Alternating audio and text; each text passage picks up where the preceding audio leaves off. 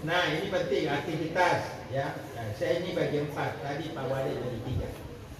Yang pertama pembekalan. Nah, ini sudah bagian dari PPL ya. Nah, pembekalan. Yang kedua perencanaan. Nah, tadi itu ada singgung perencanaan. Anda mau di mana, apa yang bisa Anda sumbangkan. Kalau saya tadi bilang bikin biodata atau bikin semacam profil, mudah-mudahan itu disimpan di sana keterampilan yang Anda bisa. Dan nanti Anda diarahkan sesuai dengan profil Anda. Jangan salah tanya, apa, kok bisa apa, kok bisa apa. Jadi tolong Anda ke sana membawa profil singkat aja, CV, nama, kemudian jurusan, peminatan ya. Nah, kemudian Anda punya skill ya. Nah, itu aja. Alamat ya dengan nomor kontak ya. Itu aja disimpan. Mudah-mudahan di sana disimpan, diarsipkan. Anda nanti kita membangun relasi ya. Nah, jadi perencanaan PPL. Nah, setelah itu kita melakukan praktek. Nah, kita melakukan praktek. Kita ke sana sudah praktek. Prakteknya tolong sudah ditekankan tadi banyak hal. Untuk cari ilmu, memberi ilmu, untuk macam-macam ya, mendapatkan skill, mendapatkan feedback. Sudah. Setelah itu membuat laporan PPL. Nah, membuat laporan ini jangan ujuk-ujuk, jangan tiba-tiba. Jadi bikin perencanaan.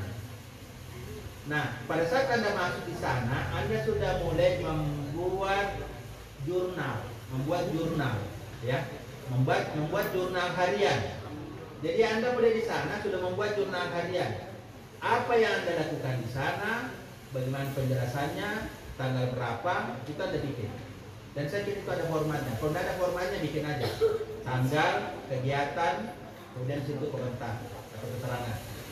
Bikin itu jurnal harian supaya nanti bikin laporan tidak bingung ya, dan menjadi bukti bahwa memang Anda aktif PPL. Saya kira ada juga peserta PPL ya. Misal tidak lihat itu pedomannya, misalnya berapa kali tidak masuk, kalau Anda tidak lulus PPL, ya Anda harus mengulang. Supaya jangan cuma datang di sana berapa kali, ya tidak boleh ya.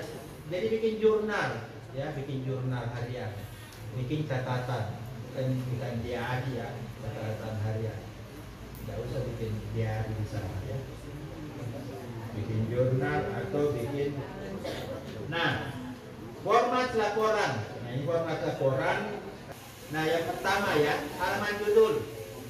Halaman judul itu mungkin standar saja, misalnya laporan praktek pengalaman lapangan di kantor mana, misalnya di kantor Bawaslu Kota Makassar. Kemudian nama siapa, mungkin logo UIN baru nama. Biasanya itu kelompok. Jadi laporan ini kelompok. Tapi ada juga laporan perorangan, nanti yang di store, yang ditandatangani oleh pembimbing, dosen. Ada dua dosen, ada pembimbing nanti, ada pembimbing lapangan, ada pembimbing dari dosen. Tapi nanti itu laporannya itu kelompok, ya, laporan kelompok. Tapi untuk individunya itu tetap juga ada bikin sesuai dengan kegiatan sendiri. Nah, di laporan kelompok itu nanti Anda bikin semacam narasi atau apa di situ selama kegiatan di situ, dan boleh jurnal hariannya tadi itu Anda kumpulkan pada media. Kalau saya itu ya itu minimal dengan lampiran-lampirannya itu mungkin 30 sampai 40 halaman. Ya. Karena saya yang banyak itu fotonya biasa sampai 20 halaman. Justru itu bab 2 laporan itu yang tidak ada di sini, 2,5 halaman. Ya, yang banyak foto-foto sampai lebih dari setengah itu laporan. Foto-foto aja.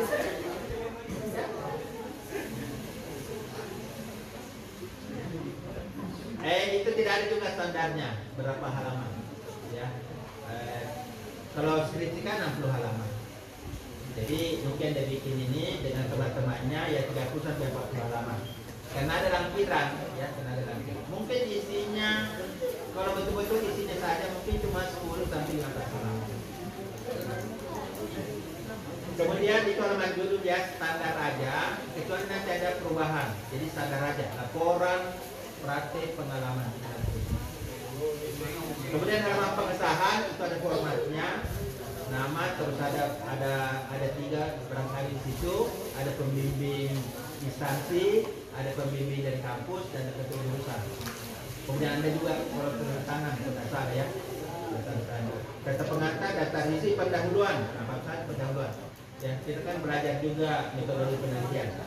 Latar belakang, latar belakang ini, latar belakang itu boleh Anda ceritakan fenomena yang berkaitan dengan kantor pelayanan institusi di mana datang PPL, atau berkaitan dengan pengembangan ilmu boleh juga. Misalnya bahwa perkembangan ilmu komunikasi dalam bidang apa, sebut di situ fenomenanya, ya. Fenomena teoritik, boleh juga fenomena lapangan, ya, boleh. Tujuan, target, dan manfaat PPL. Nah, secara umum boleh Anda ambil ini, secara umum, tinggal Anda sesuaikan. Tujuan, target, dan manfaat. Waktu dan tempat pelaksanaan PPL. Nah, waktu dan tempat nanti sesuai di mana. Sampai tanggal berapa, tempatnya di mana, ya. Nah, kemudian bab 2, gambaran umum instansi, ya. Jadi ambil data juga di sana nanti, ambil data. Jadi ambil data, profil atau sejarah, Pak, ambil profilnya Pak, sejarahnya Pak, untuk orang, visi misi kantor itu, struktur organisasi, ya, struktur organisasinya juga Anda ambil. Siapa pimpinannya, siapa itu, uraian tugas dan fungsi, apa fungsinya di kantor, kemudian kegiatan-kegiatannya apa, itu dijelaskan di bab 2, ya. Tidak usah itu terlalu banyak, mungkin itu sekitar 7 halaman, 5-7 halaman. Nah, bab 3, laporan kegiatan. Nah, ini sebenarnya intinya ini intinya laporan kegiatan. Ya, Anda boleh bikin matriks, kemudian berikan juga nanti uraian. Bagian A, aktivitas yang dilakukan dalam PPL, disertai data, tabel, dan sebagainya. Misalnya nama anggota, kemudian kegiatan, boleh bikin itu tabel. Ya. Kemudian bagian B, pembahasan aktivitas yang dilakukan. Jelaskan di situ. Semacam uraian dari kegiatan yang tadi, data yang ditempatkan kegiatan. Kasih dia situ pembahasan atau uraian. Misalnya maksudnya apa, manfaatnya apa, prosesnya bagaimana. Kita boleh kata-katanya di situ. Ya. Bab 4, penutup, kesimpulan, B, saran. Simpulannya apa? Misalnya Anda melakukan PPL sesuai dengan ini dan seterusnya. Ya. Kemudian saran kepada tempat PPL, kampus, dan juga kepada masyarakat. Ya, sama dengan penelitian itu. Ya, penelitian. Saran kepada tempat PPL-nya, saran kepada masyarakat, saran kepada kampus, dan mungkin juga saran kepada mahasiswa yang mau PPL nanti berikutnya di tempat itu. Nah, itu saran, ya. Jadi saudara sekalian, itu ada 4 yang utama dalam laporan. Ada pendahuluan, gambaran instansi, laporan kegiatanmu selama di sana, dan 4 penutup. Kemudian kasih daftar pustaka juga. Ada daftar lampiran dan dokumentasi. Lampiran, ini lembar lampiran ada banyak, ya. Saya lihat ini ada beberapa lampiran, itu semacam format. Nanti Anda tanya ke jurusan, sebelum berangkat PPL, tolong berkas-berkasnya Anda ambil. Tolong berkas yang harus, misalnya lembar presensi, itu harus Anda ambil. Begitu Anda bertugas di sana, langsung Anda isi, mulai hari pertama. Jangan nanti dari sana baru mau pulang lagi Anda ambil.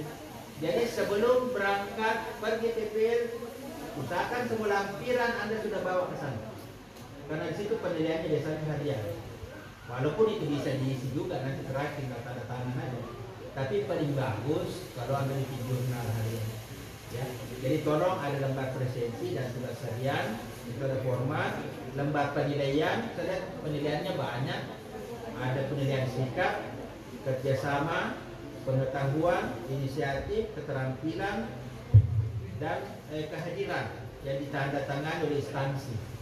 Nah, ini banyak sebenarnya. Kalau Anda mau dinilai penuh di sana, itu penilaiannya itu banyak. Ya. Mulai dari sikap, kerjasama, pengetahuan, inisiatif, keterampilan, kehadiran. Jadi tolong itu minimal itu Anda jaga. Ya.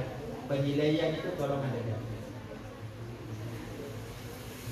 Kemudian lembar penilaian yang sama ada juga di tanda tangan oleh dosen. Jadi lembar penilaian tadi itu mulai dari sikap, kerjasama dan seterusnya itu dua rangkap. Ada satu di tanda tangan oleh instansi, satu tanda tangan oleh dosen.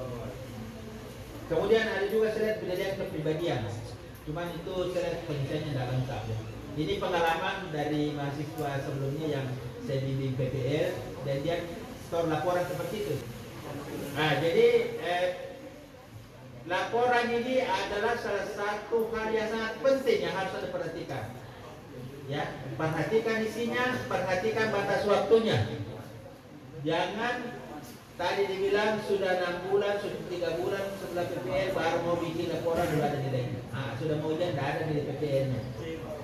Jadi tolong begitu selesai PPL langsung tuntaskan. Begitu Anda kembali ke kampus, minimal nilai dari pembimbing instansi sudah ada.